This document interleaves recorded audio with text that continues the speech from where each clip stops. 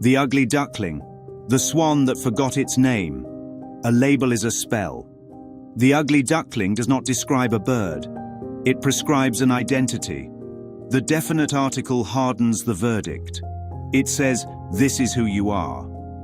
The mind, stunned by the sound of that gavel, identifies with form and spends the rest of the dream trying to beautify a mask. That is the ego's business model. The story trains comparison before it trains compassion. Ugly and beautiful become two faces of the same counterfeit coin. Flip it as often as desired and the game remains judgment. In oneness there is no opposite to measure, no standard to miss, no mirror to fear. The duckling hatches as pure isness. Then the village arrives with names. Strange, different, wrong. A chorus of projections dresses innocence in second-hand clothing. Thoughts do not leave their source. The insult never travels. It stains the mind that sends it until forgiveness rinses the die. Bullying in the tale appears as bodies attacking bodies. What actually happens is perception attacking truth. The body can be chased, mocked, or excluded. Being cannot be touched. The story never says this out loud, so children learn the wrong lesson. They learn to wait for external acceptance instead of questioning the judge within. Enter the makeover myth. Tattoo the mask. Carve the mask. Filter the mask. Dress the mask in designer holiness or punk defiance.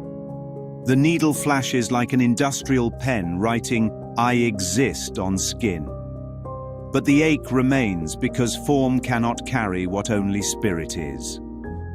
Barbie is the patron saint of comparison. A single plastic ideal becomes the altar where billions place offerings of time, money, hunger, and grief. Against that idol, ugly is manufactured on an assembly line. No two bodies can agree on the definition, but the factory never slows.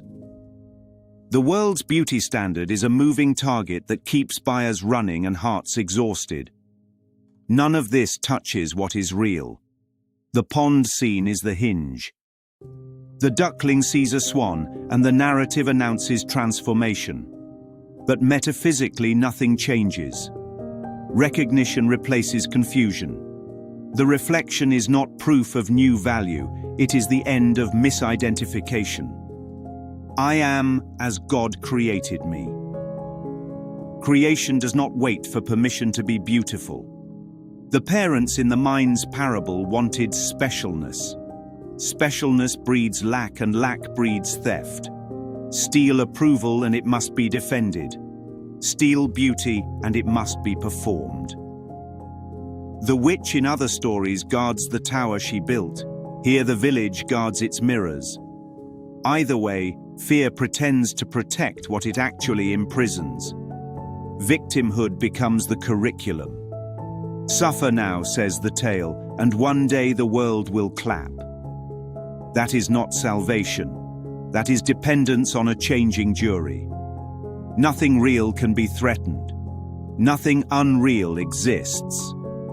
Conditional worth is the opposite of peace. What would a true version teach? Not that ugliness graduates into beauty, but that judgment dissolves into vision. Beauty is not in form. Beauty is the light that shines through form when judgment falls silent.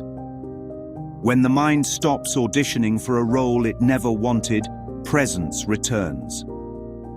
God's will for me is perfect happiness. Happiness is not awarded by the crowd, it is remembered by the Christ mind. Consider the child hearing this tale. A clean slate enters the world and a chorus hands out labels like uniforms. Soon the child performs the costume. Soon the costume claims the child. The remedy is not to repaint the mask. The remedy is to remove the need for masks at all. Make it plain. The duckling did not become a swan. The swan stopped pretending to be a duck. The problem was never appearance. The problem was belief. Belief stacked like bricks becomes a tower of not enough. Ending the belief removes the building. No demolition required. The spiritual correction is simple. Stop letting the definite article write destiny. Retire the sentence, "This is the ugly duckling." Replace it with the fact, "This is." No modifier, no verdict, just being. From that quiet ground, forgiveness does its work. Not pity, not superiority. Forgiveness looks at the idol of beauty and the rumor of ugliness and says, none of this is true. Peace returns. Perception softens.